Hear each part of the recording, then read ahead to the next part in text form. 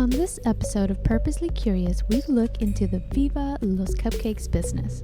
I sit down with the owner, Karina Jimenez, and look into her journey of starting a small side hustle and turning it into the sensation that Viva Los Cupcakes has become. She shares what inspired her to use Latin flavors in what I call a semi-bland cupcake industry. So get nice and cozy as this episode starts now. Hello everyone. Today I will be interviewing the owner of Viva Los Cupcakes, Miss Karina. Hi. Hello. How are you? I'm tired, but I'm good. Yes, thank you for having me at your shop. No worries. Thanks for coming. Yes. I just actually bought myself a coffee milkshake. Yes. So, and it had churros, so I ate those. We'll get to the churros soon. Sure. But I actually, you used to work in the corporate world, is that correct? I did. What did you do before? I used to work for, I did many things. But for almost 5 years, and right before I started this whole cupcake thing, I worked in corporate apparel. So I worked for like fashion companies in their corporate offices. Yeah. It's really boring stuff. Yeah. So now, for those of you who have not heard of Viva Los Cupcakes, it's a pretty famous cupcake company. We've been around for a bit. Yes, but can you tell everyone what do you think made you stand out compared to other cupcake businesses? Sure. So when I started baking cupcakes, it was probably around the end of 2008. And during that time, there was still a big cupcake craze. Like many years ago. Yeah, many years ago. There was a big cupcake craze. Like cupcakes were the thing. They were the it dessert of the time. And there was like cupcake shops on every other corner. You would find them. But they were all the same flavors. They were like really basic things, at least to my eyes. It was like cookies and cream and red velvet and like chocolate and maybe dulce de leche.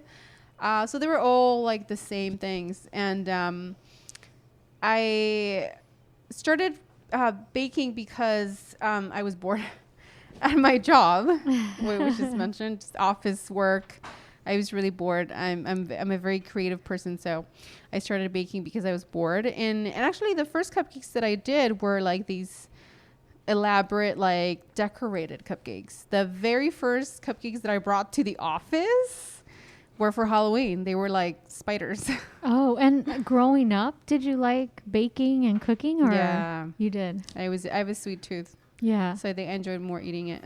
Yeah. More eating it than making it, But my mom always baked too. She's also the sweet tooth in the family. So, I grew up with her desserts and then eventually helping her and then eventually like making my own. Yeah. I really enjoy eating them. Yeah. And so when did you get the idea to incorporate like Latin flavors? So that started when I was still at the job. And I had started doing the cupcakes. And as I mentioned, most of the time when I should say when I started, they were just like decorated themed sort of cupcakes. And but you had like regular flavors. Yeah, they were like they were basic stuff because I concentrated more on the way they looked. Uh-huh. So the flavors were basic. But when I felt like I was spending more time on it, as my little side thing, I guess, that I was doing. When I thought about I should do this as a business, like start selling them to my friends and family and coworkers. At some point I thought, well, you know what? I'm spending like a lot of time on this. I should probably do something different to stand out. And I meant to stand out because I also started with like the basic flavors that were around at the time. And I thought, well, there's so many cupcake shops out there. I should do something to stand out. And what can I do to stand out? What do I know? And it was literally, I took a notepad and did a brainstorm of all of the flavors that I grew up with. And I was like, that's what I know. I know Mexican food. Yeah. And that's how that started. What was the first flavor you tried to make a cupcake of? the first cupcake that I thought I should make like a Mexican flavor, it was actually a tamale cupcake. Tamale? What? A tamal de piña cupcake. Whoa. And that's only because I grew up eating pineapple tamales, like the sweet tamales. So a sweet tamale is actually a cake. It's just that the difference being tamales are steamed, right? And cupcakes are baked. But it's essentially a tamale is a cake.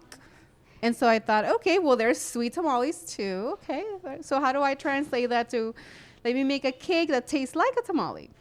And the pineapple tamale was like probably the first one that I did. And when you tried it for the first time, did you like it? Was it a hit? Yeah. For your taste buds? For my taste buds, yeah. Yeah. Mm-hmm. And what was the feedback from people? Back then, let me see. Well, back then, I came from coworkers. You know what? I don't remember. It's been so long. I don't remember. I think the major feedback was when I actually started doing events, because then you come across so many different people. But I mean, my coworkers liked them because they kept asking me for them. Although I would get more orders for like the themed cupcakes again. Yeah. Like the decorated stuff, because a lot of people will have parties for the kids. And when you would decorate these were like Latin, like type? No, like the decorated stuff was just like, oh, someone is having a fairyland birthday. They want like butterflies and blah, blah, blah. You know? Yeah, yeah. And so then it was like your side hustle. Yeah. Yeah. Mm-hmm. And then when did you incorporate more flavors? And what were they? So at some point when I thought about like the flavors, and like I still have that brainstorm list, that notepad, I should share it soon. I still have it. And I think the next flavor after that was probably the churro flavor, just because that one, churro is like a flavor that everyone knows, at least here in Southern California. Like everyone knows what a churro is, right? Yeah. Whether you're Latino or not, it doesn't matter. You know what it is. Everyone knows what that is. Yeah. So I think that was like the second one that I did, maybe. Sheesh, I don't remember. But I can tell you like the basic, like 10. Yeah. I did a bunch of them. Yes, please share. It was the churro and the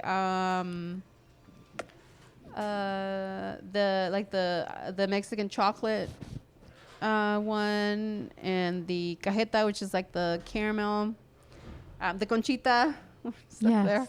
Yes. That's something that I started working on very early too, because I was like set on, let's have a cupcake that has a concha on it. Yeah. Can you explain to those listeners who aren't Mexican what a concha is? Yes. If you're from South America, I'm sorry. Yes. In Mexico, a concha is a cake. Well, literally, the word concha means seashell.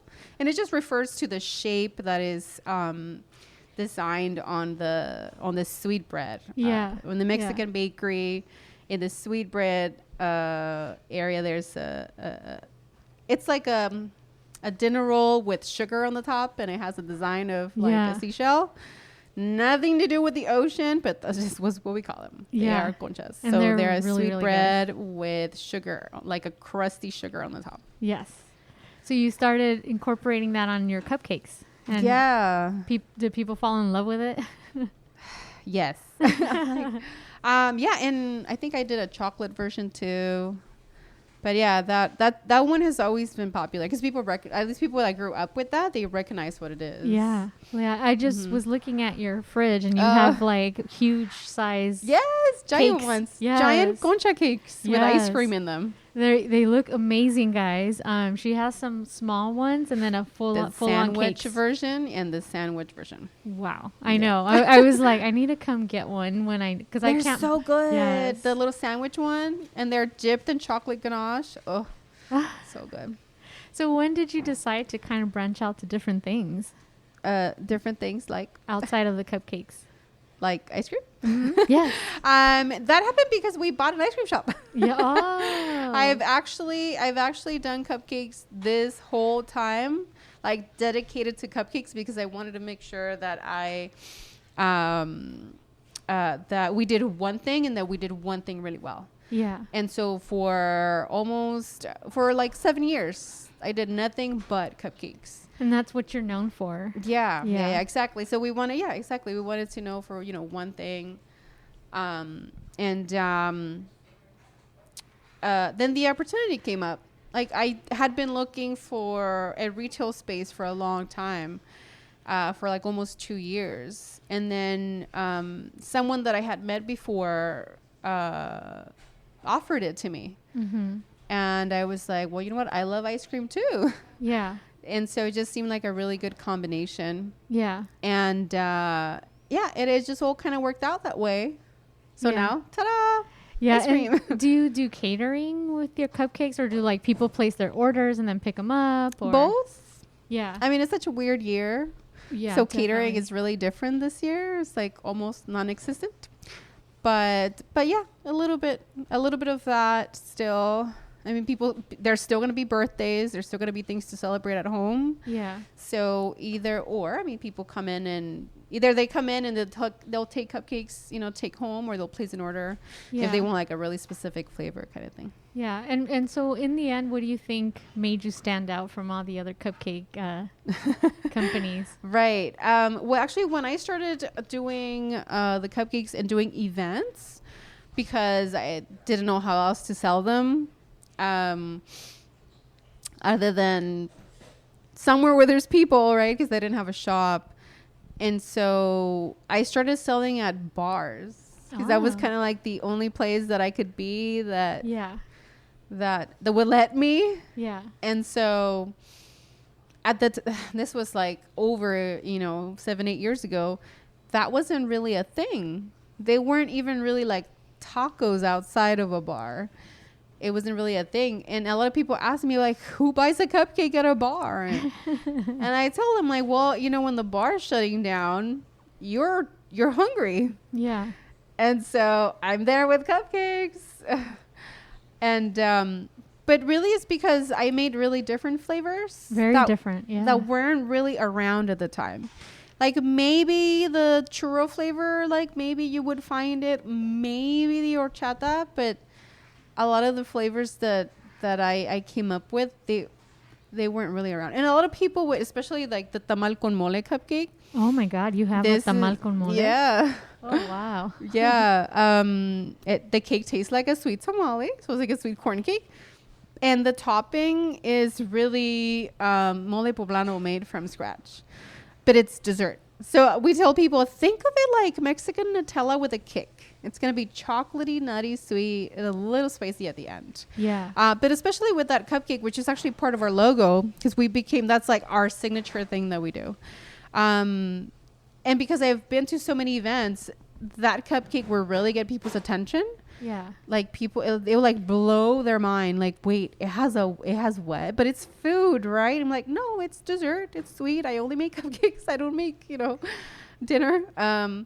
So that really caught people's attention. And I think because of that cupcake,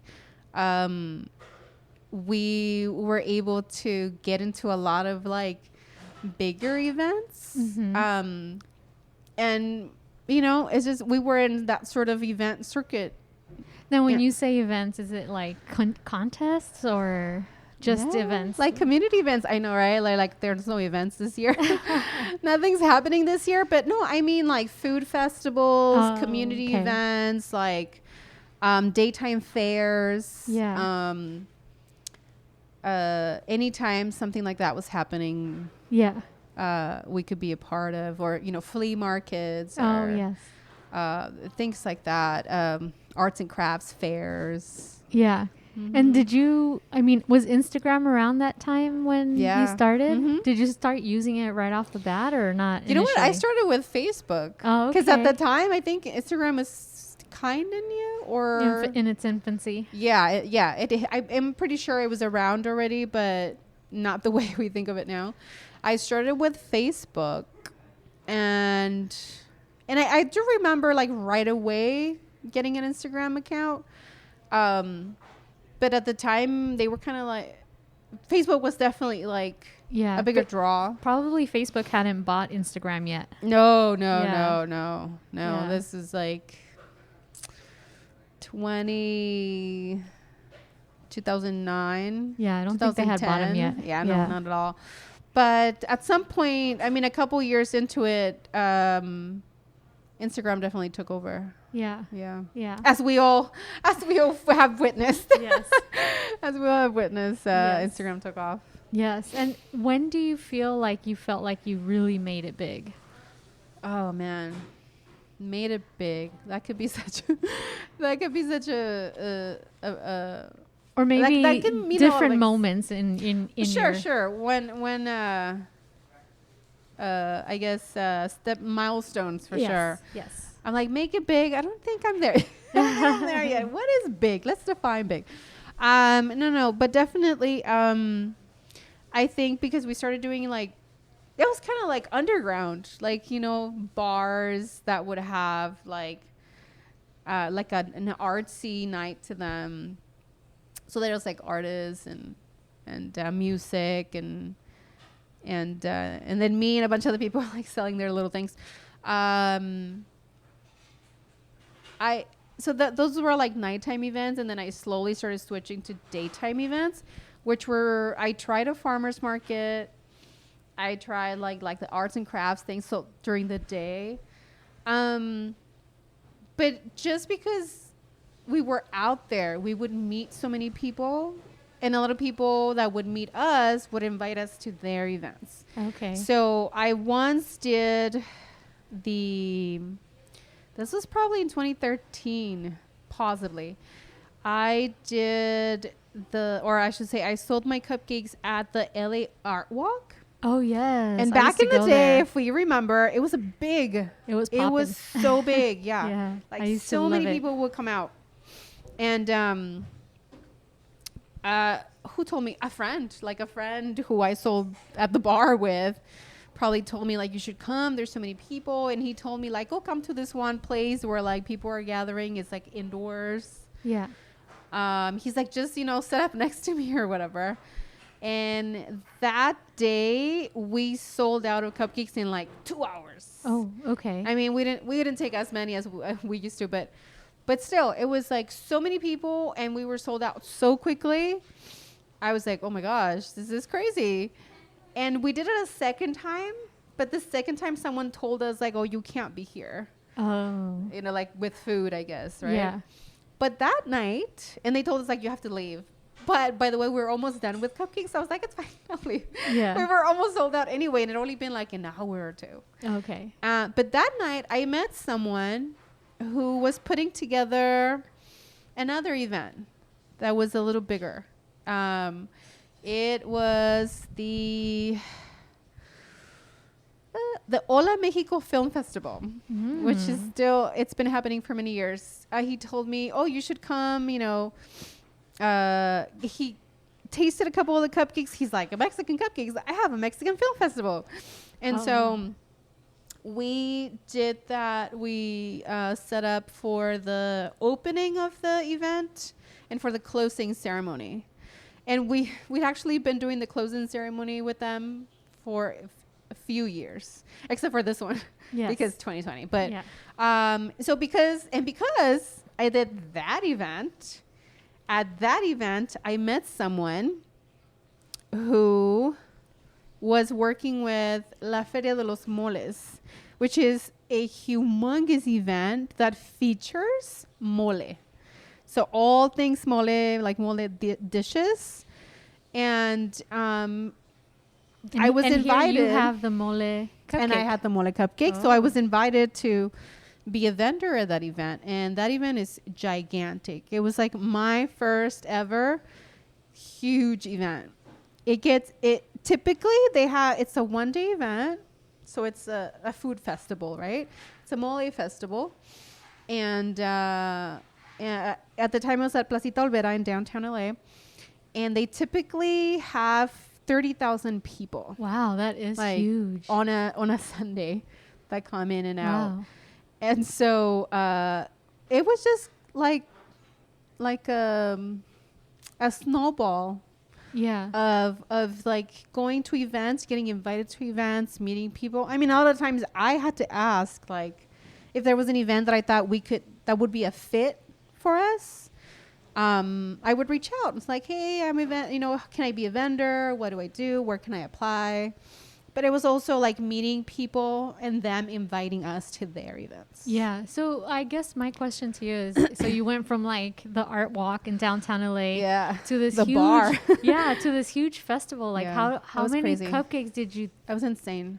think you needed, or did they tell you? Right. No, they're not going to tell you anything. Because they don't know. Right. They're the event coordinators. Like they're not making the food, But, I kind of just figured it out by looking at how much it costs for me to be there and like how much I would have to spend and how much do I have to make back to be able to like cover the event, But I think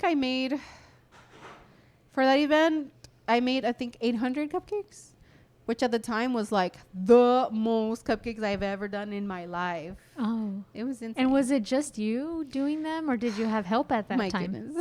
Or like the memories. I'm like triggering. The struggles. It was insane. It was so insane. Because at the time it was just me. Oh. It was just me baking everything. So I mean, from your apartment house? From my mom's house. Oh, okay. So at the time, when that happened, I was like, oh my gosh, this is an awesome opportunity. I'm not going to let that go. We're doing it. I don't know like how we're going to make this happen, but we're making it. Yeah. And so I asked around and we were able to borrow like someone we knew, their parents, something or another. They let us use their bakery. Oh, wow. And so like in their off hours, but even then I was like, how am I going to do this? So a lot of math happens when you're baking. So I had to like multiply and like, to make such a big production. And I have to tell you, it was insane because, I think I even like, my math was like, I get a little dyslexic sometimes. Mm-hmm. And so even like my math was wrong and like it was pretty much by myself. So I'm pretty sure I didn't sleep in 2 days. Oh, wow. Yeah. And then I had a little bit of help. Like, the guy one of the guys that let us borrow the bakery. I mean, he was there. So he helped me a little bit when I had questions or whatever. Enrique was there with me like one day, helping me for a bit, but I don't think we slept in 2 days. Yeah. It was insane. And I think even that, like the day of, like my mom and my mother-in-law like had to help me like finish frosting and just bring them later kind of thing. Yeah. It was really insane. And was it a success in the end? You know what? That first time, not really. No. I know, right? It wasn't really. I mean, I still had like a bunch of leftover cupcakes from that first time that we did that. Yeah. But it wasn't bad either because we got to meet so many people. And between that day and the next year that we did it again, we sold out. Okay. And I had more cupcakes. And we had like a line the entire time we're there. So did you make more than 800 or you stuck to 800 the next time? I want to say that it was slightly more than 800. And you sold out. But we sold out really quickly. Word spread. Yes. I mean, it was a little shocking, like from the first year to the second year that we did that same event. Oh, how like busy. But then again, a whole year had passed and we had done so many more other events and met so many more other people. Yeah. That I guess it helped a lot. But yeah. It was so insane. But yeah. The second year was good. Yeah. The second year was good. And so you kept doing that event? Are you still, well, besides obviously COVID year this year, but was that something you continued to return to? Yeah, we did that event, how many years in a row? Let me see, like maybe from 2013 till 2017. How many years is that? I don't know, at least 3 or 4 years. Yeah. I want to say more than that though. Yeah. I want to say it's more than that. But yeah, at least 4 or 5 years we did that event, like in a row, like 5 years in a row we did that with them. So when did you quit your job in all this? We skipped that. I should have asked that earlier. Well, I didn't quit. I got laid off. Oh. Yeah. Which in retrospect, it was a blessing. I see. Because I hated it so much. Yeah. That was already like the 4th year into that type of job. That was 2010. Oh my gosh, I don't even remember. But I got laid off. Yeah. I got laid off, and wait, 2010. Yeah, no, yeah, it was 2010. Wait, what? Oh my goodness, I don't remember. But I got laid off. So I had already started. I was already Viva Los Cupcakes, by the way. It was already called Viva Los Cupcakes. Although at that time, I still have it. It was half and half. Like I was still doing like decorated stuff, but I was also doing like the Mexican flavors. And it was like I was officially Viva Los Cupcakes, and I got laid off, and I just took that and ran with it. Yeah. I was like, this is my opportunity to go like 100% of my cupcake thing. Yeah. And which is exactly when I started doing the bars and stuff. Like I didn't have a job. You were hustling. Yep. Yeah. I didn't have a job, so I had even more of a drive to like, let's make some money because I don't have a job, you know? Yeah. And I had an employment which I used completely for cupcakes. Yeah. I mean, I paid my car, and then everything else was for like cupcakes. Yeah. I mean, I live with parents, so that helped too. But I never looked back. Although there was a time where I had to get a job. Yeah. I mean, there was a time where like maybe a year into it, or even before that. But I mean, at some point. Oh wait, it was probably when unemployment ran out. I'm sure. Yeah. That I was like, crap. You know, I still have a car to pay. Yeah.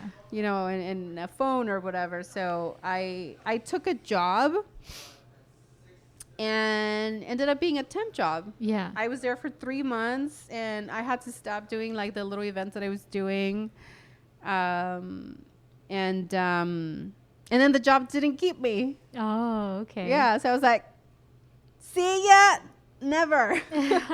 Again, I took that and I was like, all right, I'm going 200% on this now. Yeah. And after that, there was no turning back. Okay. Mm-hmm. And then when did you feel, or did you ever feel at one point like, okay, I'm getting recognition by people who have been in the business for a while, or where you started to feel like I'm making it to an extent, or Right. did you ever have that moment? Well, it's always been like a big OMG moment when like you end up in the news, and like people tell me, I saw you on TV, you know, I was like, oh, what? Like what? Or we would get invitations to do interviews or to do like, you know, morning show segment type of thing. Also, they would reach out to you. Yeah. And of course, it's typically been like Latino, like Univision. News channels and stuff. Yeah. But still, it's like, oh crap, like someone knows about us, you know. Or when we've been invited to, well, actually, when we've been asked to cater like big companies like Nickelodeon and Paramount Pictures. Do they call you? Yeah, well, emails usually. Yeah. But still, just think about it. Like Nickelodeon's like, hey, Viva Los Cupcakes. Oh my gosh, we like did a whole cupcake tower for Jimmy Kimmel's show. Oh. But it was Guillermo's birthday. Oh, I love Guillermo. Right? Like, Jimmy Kimmel's Guillermo. Guillermo was probably like, I really like them. Yeah. So we did cupcakes for his birthday. Nice. And I just had my baby. Yeah. When the baby was born in December, and they called me up in January, like towards the middle of January. I was like, I'm not working right now, but I'm doing this one thing. Yeah, I mean, Jimmy Kimmel calls. Yeah, exactly. You know, so all those things are pretty exciting. Like, I would never think I'd be like doing this, you know. Someone once asked for a catering order to be delivered at the Oscars, like, what do you call it? It was like their after party. No, it was actually before. It was like the place where all of the behind the scenes organizational things happen. Yeah. So someone that was part of that staff, someone ordered cupcakes for them. Yeah. You know, or for that office. So like there's a hotel, and like there's like all these rooms that are like for people to check in, like all the photographers that are being there that day, all the like backstage, all the behind the scenes stuff. one of those people. Yeah. So I'm like walking into all the like, all you see is like Oscars, everything. Yeah. And I was like, oh man, this is crazy. And just look at how humble you are. You know, you wouldn't have mentioned it, I don't think, if I hadn't kept asking you questions. Right. But, you know, Jimmy Kimmel calls, Nickelodeon right. calls, the Oscars calls, That's and you're right. so humble about it. So I have mad respect for you. Yeah. That just goes to show that Yeah. your hard work has paid off. Thank you. Thank And you.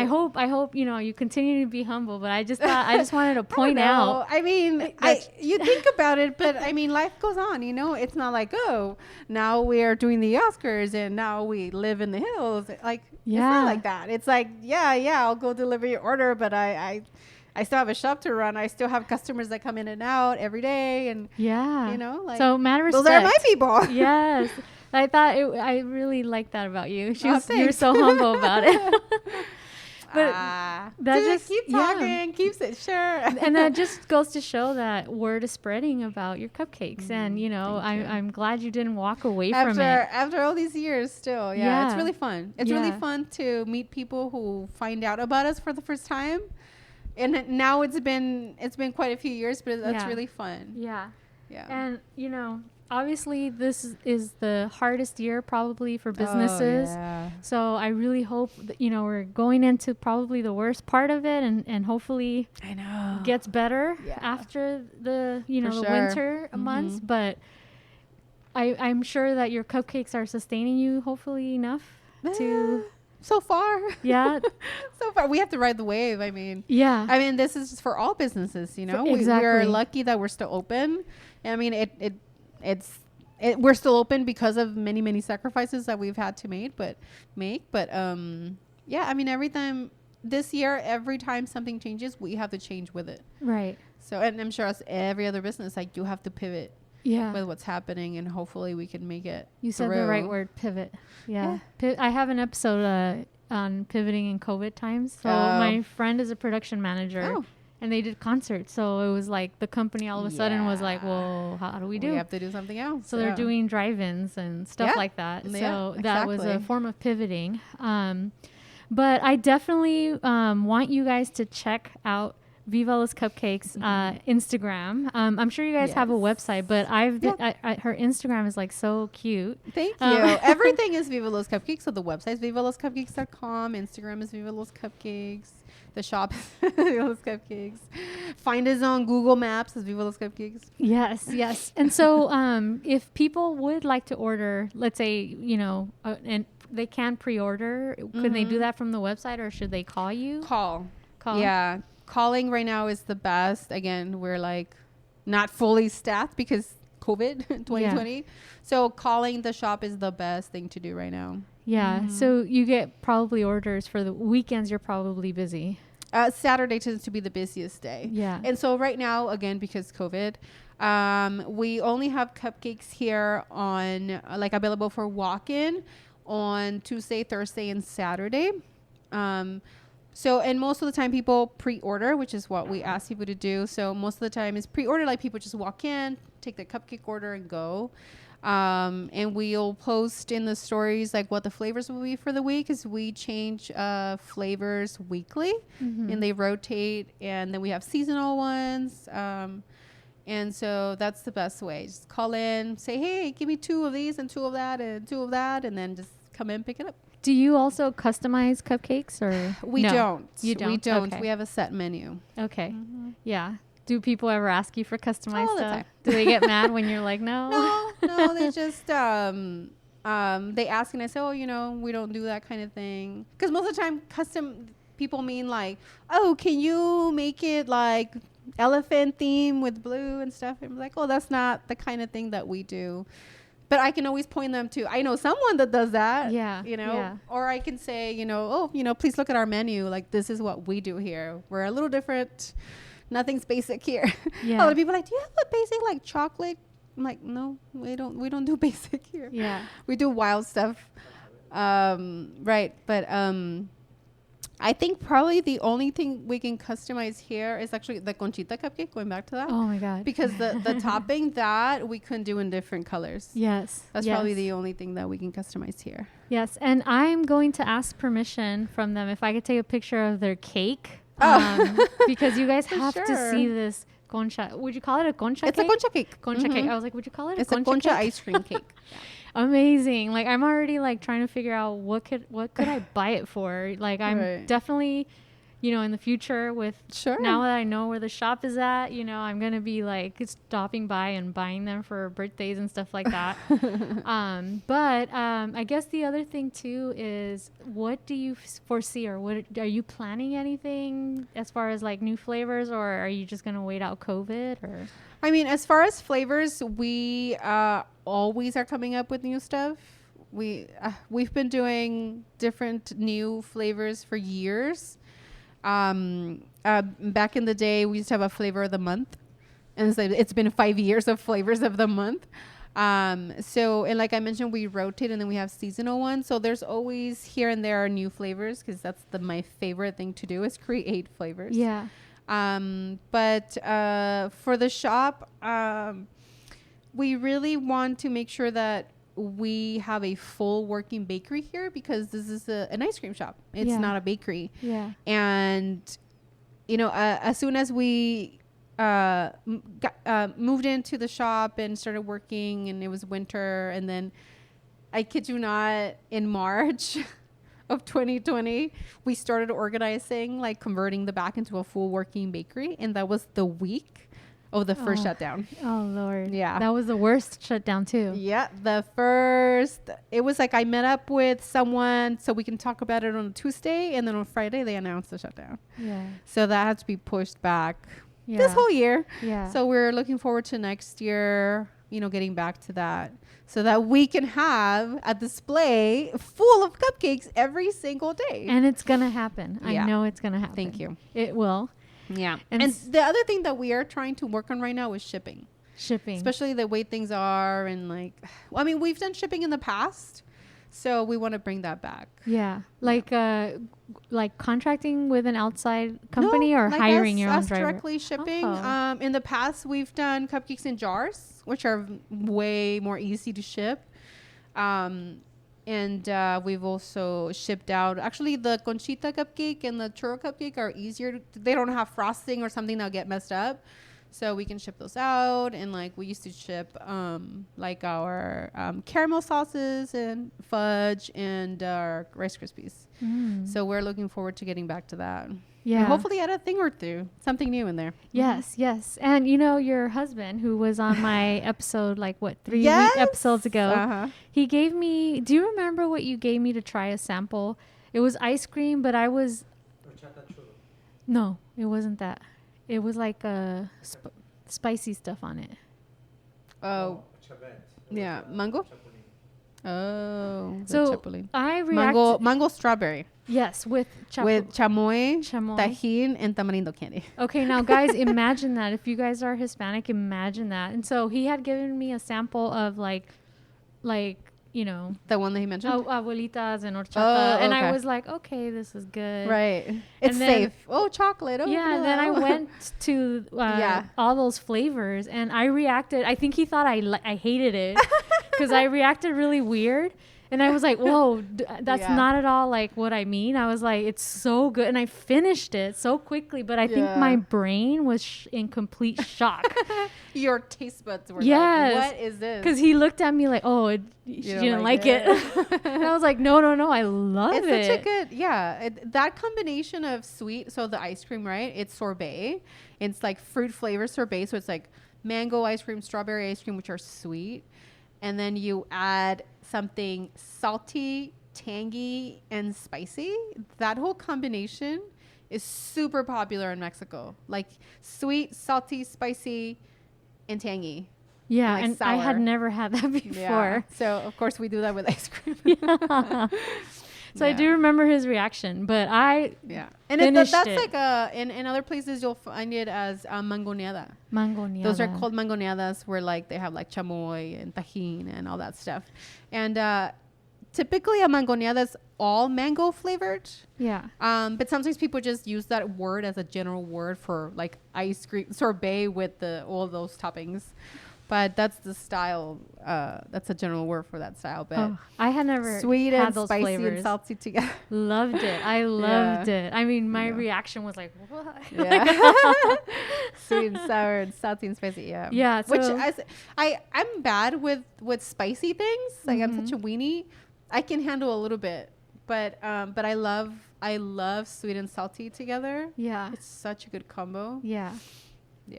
Oh, it was delicious. That's what I wanted to say. I love sweet and salty. Well, thank you so much for letting me interview you. You're welcome. Thank you for coming today. Can you please let everyone know where they can find you guys? Yes. So our Viva Los Cupcakes shop is in the city of Pico Rivera. We are next to the Chuck E. Cheese. That's how you'll find us. And it's on Rosemead Boulevard in Mines. And again, that's it. The easiest way for people to spot us is we're next to Chuck E. Cheese. We are open daily from 12 to 8. And hopefully we stay open. Yes. But yeah, come visit. Churros, warm and toasty churros with ice cream with churros, ice cream. There's ice cream cakes and pints and the concha ice cream sandwiches and cakes, which are giant. Yes. And cupcakes here on Tuesday, Thursday, and Saturday. So call your order in, check the stories, check the Instagram. Yeah, definitely check the Instagram because I follow a lot of like small businesses and Instagram is like I keep looking and that's what gets me. It's show and tell, right? Show and tell, yes. Instagram is show and tell. Yes, and support your local small businesses, guys. Yeah, it's hard especially times. this shopping season. Yeah. I used to buy my books. I read a lot, Barnes and Noble. And it was just convenient. Right. And I never once thought like an idiot to support small. Ooh, I can send you a whole list. Yeah. So Latino-owned bookstores. My last two ones I've bought from two different independent ones. So I said, I specifically was like, no, I have a whole list of Latino and a whole list of like Black-owned bookstores. Yeah, that would be great. Yeah. So I'm trying to do my part. So no more Barnes and Noble. But it's definitely eye-opening, especially with COVID, that we should support. For us, because Thanksgiving, I'm not sure when this is coming out, but Thanksgiving's coming up. I was telling him, well, also because we work a lot and we're thinking, you know what, we really want to enjoy our time with our family. So my husband was like, do we have to cook? Like, do we have to? And I was like, well, how about this? Like, we'll cook like the simpler things, like the little side dishes, but maybe like the main dishes. I mean, I don't know if we'll have turkey, but the main dish, I'm like, let's buy from somebody that we know, like some of our fellow food vendors. Right. And so we've been kind of doing a little research to like, okay, let's get, because I know you can buy like a whole turkey dinner from a lot of like big places. Yeah. But I was like, well, no, let's see what our fellow vendors are doing because they're trying to make it through the holidays and we can support them. Yeah. So I think we should all support each other, guys. Yeah, so thank you again. You're welcome. And I will be placing my order. I just thought of something. So thank you guys for joining. We'll see you guys next time. Bye. Bye-bye. That was episode 39 of the Purposely Curious podcast. Make sure to subscribe on Apple Podcasts, Spotify, and on most podcast platforms. And follow us on social media at Purposely Curious on Instagram and at Purposely C Pod on Twitter. That's Purposely, the letter C, Pod. Until next time, you know what to do.